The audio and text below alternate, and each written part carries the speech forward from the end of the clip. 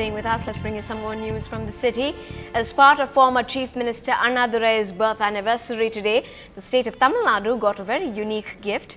The Anna Centenary Library, which is touted to be India's second largest, and that hopes to make reading a wonderful experience for children across all walks of life. The Chief Minister, in his inaugural address, said he hopes that this library will retain and even create the habit of reading among Generation Next. At the function, M. Karunanidhi also announced a special scheme for children and the usually ignored government sanitary workers. The children will get 2 eggs more per week, and the sanitary workers will receive a pay hike of almost 2,000 to 3,000 rupees a month.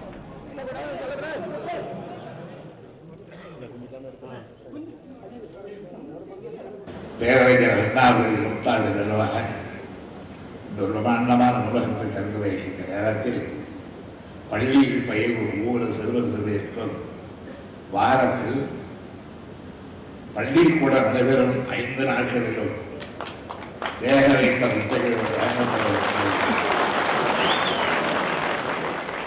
Now, after a week-long investigation, the Chennai police has nabbed the thieves who looted 21 lakh rupees from a HDFC ATM in Thoraipakkam. And guess what? It was the security men meant to guard the money who actually stole it. But Chennai's top cop says the onus of securing their walls with public money is on the bankers. Our crime reporter Salim tells you how the case has been cracked. I'd like to talk to the bankers first. Tell them very clearly, look, something is rotten in the state of the banks. The top cop of Chennai, T. Rajendran, expressing his angst in his own literary style after having cracked the HDFC ATM theft case.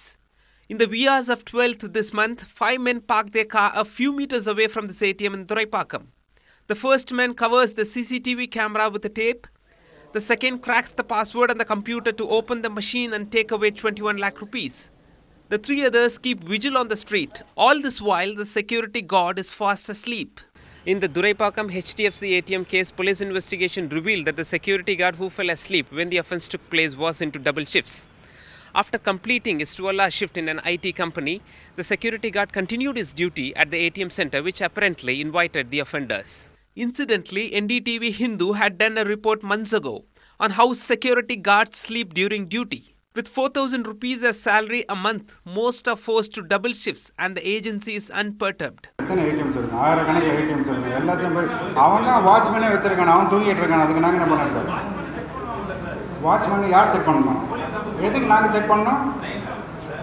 See, we take care of general security. Petrol car on the side, watchman check. The repeated request to bankers to set up security has failed. And so the commissioner has even written to the Reserve Bank of India to make that a rule and not an option. In Chennai, Salim for NDTV Hindu. Well, quite an organized crime there. On to some national news. The marathon meeting chaired by the Prime Minister on Kashmir ended as expected without any consensus on the Armed Force Special Powers Act. Jammu and Kashmir's Chief Minister Omar Abdullah had been campaigning for withdrawing AFSPA from parts of his state, but that's not going to happen now. What has been decided at that meeting attended by leaders of all major political parties is that an all-party delegation will visit Jammu and Kashmir soon enough. Now, whether it's leading a family, heading a company or administering a country, the latest mantra which management gurus are propagating is to have an iron fist in a velvet glove. And a veteran from the corporate world explains the mantra in a very unique way. Our business reporter Ashmit Kumar brings you the story. Corporate India is surging ahead as a part of the India Shining story and has important lessons to impart. Weathered corporate gurus have now found a unique way of conveying the management gyan, fiction. Sachit Jain, speaking at the launch of his book Ready for Takeoff, spoke of leadership as a relationship and not just a management function. In my life, I have always worked with an emotional connect. Without that, I am not comfortable. So maybe it's my own personal style, but it is clearly possible, and for me, that's the only way of working. This book is about management and leadership in simple words. Lessons are practical. I have gone through them myself. The lessons are all based on my experiences of life. Jain believes that there are inherent strengths in traditional Indian management. From the Indian concept of jugaad to a sense of spirituality, management gurus are advising an inward-looking approach. Jugaad is that Indian way of looking at adjusting and adapting to a situation.